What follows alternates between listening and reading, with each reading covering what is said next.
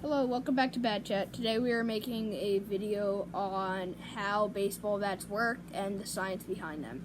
So today we have two bats that we want to show the differences between.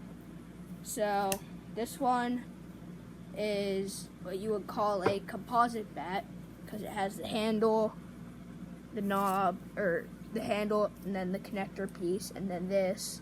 And this is a Drop 5 Marucci Cadex. This one is what you would call a one-piece alloy. See, there's no connector piece in the middle.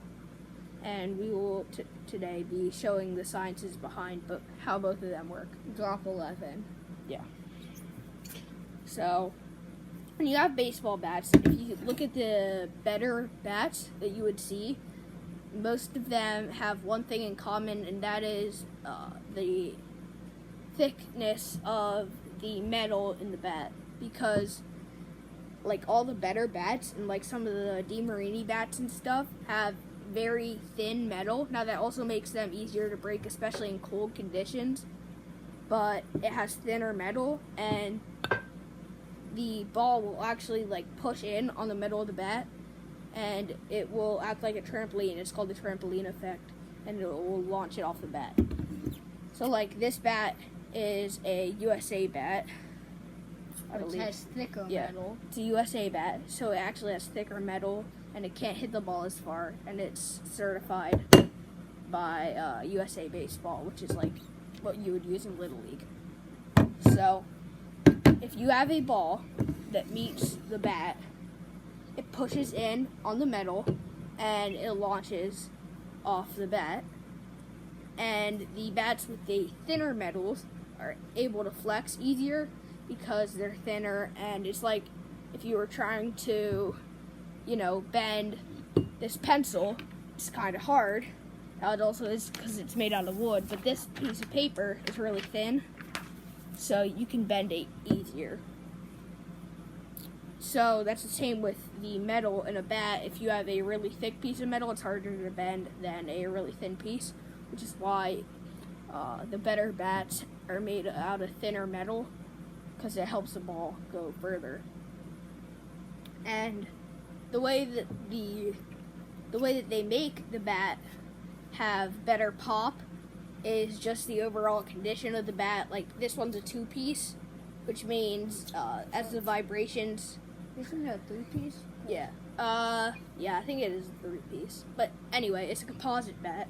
So as the vibrations travel down, they get absorbed by this little connector here, and they don't travel to the handle, as you would see, but they do on this one. So that's why some of the better bats you see are all composite bats, just because you can endure more sting, which is also, you can use batting gloves or one of the shock absorbent rings. Some bats actually have a shock absorbent knob that absorb all of the vibrations from the handle when you hit the ball. And that's really how they make bats better, and why you see, like, the better bats all have they all have, like, this little middle piece, because that's because they're composite bats. And we made a wiffle ball composite bat video, and you can check that out. But if you have two bats, the way to compare them and see what's better is, here are some tips. So it's going to be heavier. The heavier bats in general are going to hit the ball further, but you need to be able to swing them. So, like, if you have a heavy bat and a light bat, but you can't swing the heavy bat, you're going to want to choose the lighter one, because you're going to be able to hit with it. Also, if it's any of these USA bats or BBCOR, they are going to have either, like, a restrictor ring. BBCOR has a restrictor ring inside of the barrel, and the USA bats have thicker metal. BBCOR is for, like, high school, and then USA bat would be Little League. So, just in summary, when you want to choose a bat and you want to find bats that hit the ball further and this is a breakdown of the science of it. So, thanks for watching. If you want to know more, subscribe, like, and keep watching.